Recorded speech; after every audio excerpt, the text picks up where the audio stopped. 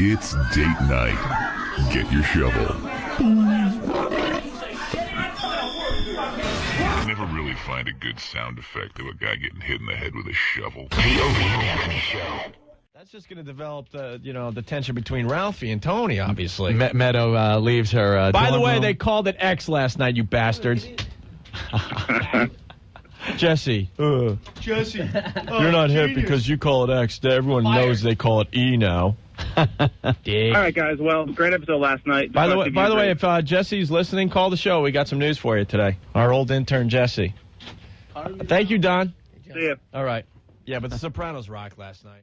Stop acting auntie. Right. That's what it was. Jesse. Yeah. Our old pal. Our old intern. What's going on? I'm shopping. You're shopping? Yeah, for my new apartment. What are you shopping for? For, like, food and stuff. Nice. Food. How was the Hoboken Festival over the weekend? Well, other than my mishap in the morning, it was very good. Yeah, what happened?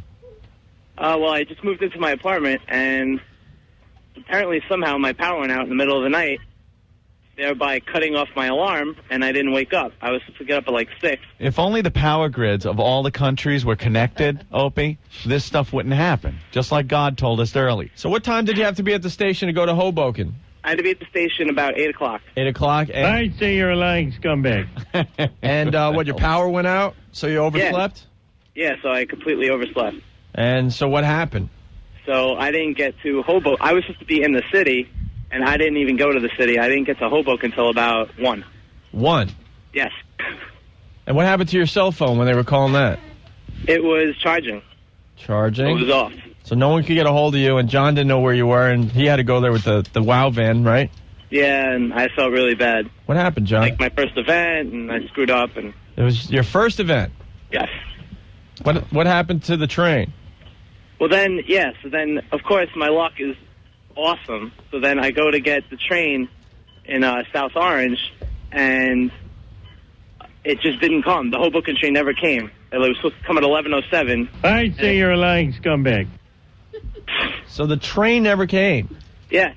I had the 12:07 train came, but the 11:07 didn't. So what? You had to be on the 11:07 train? Well, that was the best train I could catch. That was the first one I could catch once I woke up. Hence, you got on the 12:07, and that's why you got to Hoboken by 1. Exactly. I say you're a lying scumbag. First impression. I heard a lot of people were really pissed. Yeah, I got there, and Earl was yelling at me, and anytime works here. What? What, Jess? Jess? Earl was yelling at me. Right. He was just like, Go ahead. anytime I said anything, he was just like, say nothing. I say you're a lying scumbag. And I heard the salespeople were all bummed out. Yeah, because I was supposed to put up the banners, and I didn't get there on time. And they had to, like, I think one of them had to do it with John. Oh, and this was your first... And that was supposed to be my job, and I screwed up. This is your first event? Yeah. And your alibi was a little weak. That's what. Well, I'm not trying to make an alibi. I take responsibility for it. I mean, what a coincidence. I mean, your electricity goes out, your cell phone's charging, and a train that is never late doesn't show up. Well, the New York train didn't come either. The New York train was supposed to come at 11:02, and that one never showed up either. Right.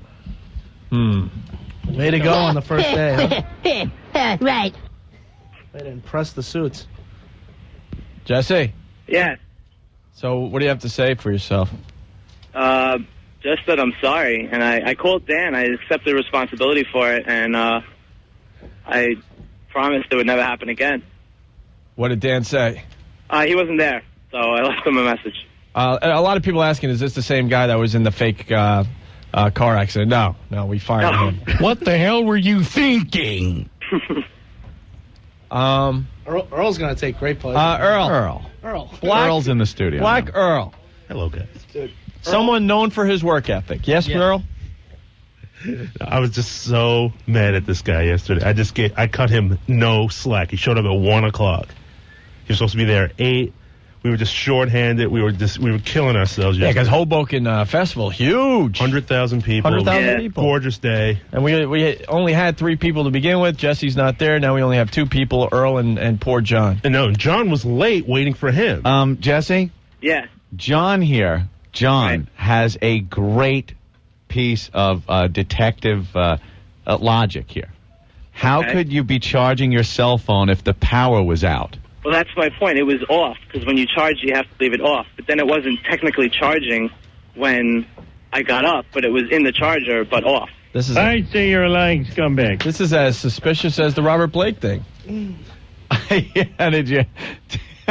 So John was late. 'Cause I left my gun Yeah, in the and on restaurant. top of it, I made John late because he was waiting for me because I was supposed to drive. To Yeah, John was Hoboken with waiting him. at the station for how long, John? Waiting for Jess. And you were calling his cell phone and really freaking out, right? Because you're new to this new job. Yeah, I mean, We like, figured John and Jesse did such a good job interning for us, we would throw him a bone, give him this job for the summer. yeah, I mean, I waited a good amount of time, but, you know. And then you finally had to give up, right? Yeah, but of course, like, I was going to give him, like, a window of opportunity because I knew he would never skip out on something like that. Right. Just because, I just don't feel like going. So I hung out for a little while, made sure if he was coming, I didn't want to leave him behind and have him stand in NEW, and then he's really of no help to anybody, you know what I mean? Yeah. So. It's only the biggest station promotion of the entire year for WNEW, might I add. Ryan on line 10, who was the driver of that train, wants to say sorry to Jesse. He says, Jesse, I'm sorry that the 1107 didn't make it. My alarm didn't go up. So I just didn't go to work that day. Well, then that's understandable. Yeah, obviously. I see where he's coming from with that. By the way, Jesse, they said X on The Sopranos last night, you tool. Yeah, I was angry because there they are trying to be hip again, and they have it all wrong. Jesse, can you hear me? Jesse. Okay. Jesse. Let's make sure. Jesse? This is too good. Ben, I'm going to give this one to you. What do you want me to do? I'm giving this one to you. Cool. Am I getting the silent game now? No, I said Jesse. Didn't you hear me? No, I didn't hear what you said. Sorry. Where are you? I'm in a supermarket. All right. Top right. And what are you shopping for? Food. This is too good. Ben, I am giving you this one. You want me to just ream him? Whack 'em. Whack him? Swear to God. Jesse. Yeah. Ben has something to say to you. So, Jess, you made such an impression yesterday on your first day, to work at the biggest station event of the year and completely lied your ass off. Well, you're fired! Oh, Jesus.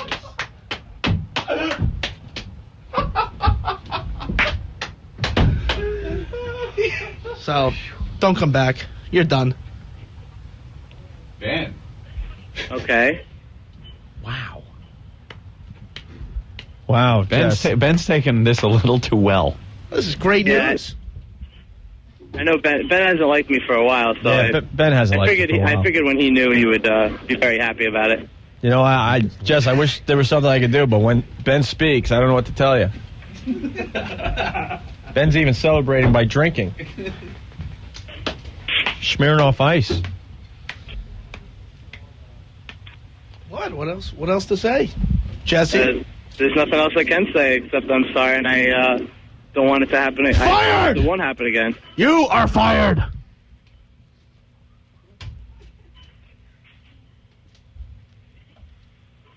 Okay? Jess. I can't say anything else. I don't want to be fired. Jess. I'd like to stay and prove that it won't happen again. Yeah. All right, Jess. All those appointments every week. Hey, guys, I have to go to the Hamptons for Easter this weekend, so I can't come to work. Or it takes me an hour to get lunch because God knows what I do. Fired. It's over. Jess. Ben has spoken. The council. Your flame has been extinguished. Oh. Any last words from Jess? Enjoyed my time there. Hope you guys reconsider. Nah, I mean, when Ben says you're fired, I can't stop him. All right. That's it then, I guess, for now. Talk to Dan about what will happen next. Oh. No, I mean, just swear to God you're fired. Dan from Hoboken says, Jesse, just say your mom's box and hang up the phone. Yeah, this will be a great trivia question someday. What are your final words, Jesse?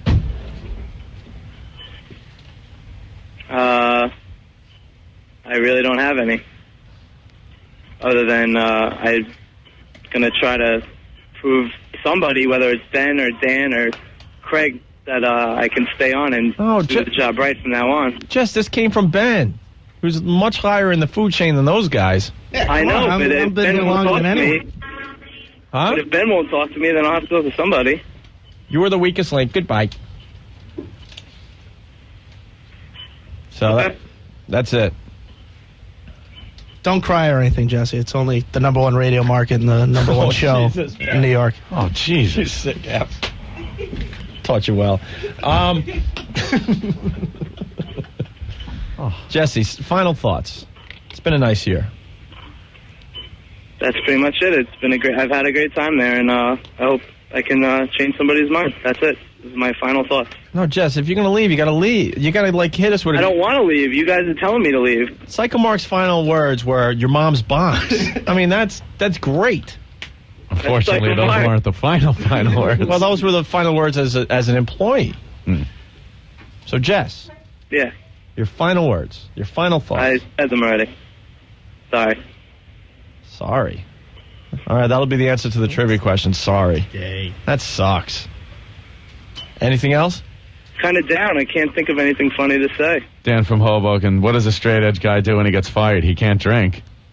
That's true. Yeah, how will you drown your sorrows? Every time I got fired, I would drink like crazy. And now I just drink for no reason. Maybe I'll go out and do some X. See? Okay. Get some new pants. Right, maybe I'll go out and buy some new pants as well. Music, you tool. All right. Someone is saying you're telling the truth about the power outage. Where was this power outage? No. In my apartment in Orange, New Jersey. I don't know if it was like a big outage. I just know that I woke up and my power was off in my room. Oh, man, Kevin from Rahway. Good thing Jesse's in ShopRite. He can grab an application on the way out. Jesus Christ. All right, Jess. All right. Ben has spoken. Okay. All right.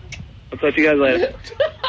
Listen to Stinky. Wait, get Stinky in here. Stinky's loving this today. Stink, why are you laughing so hard?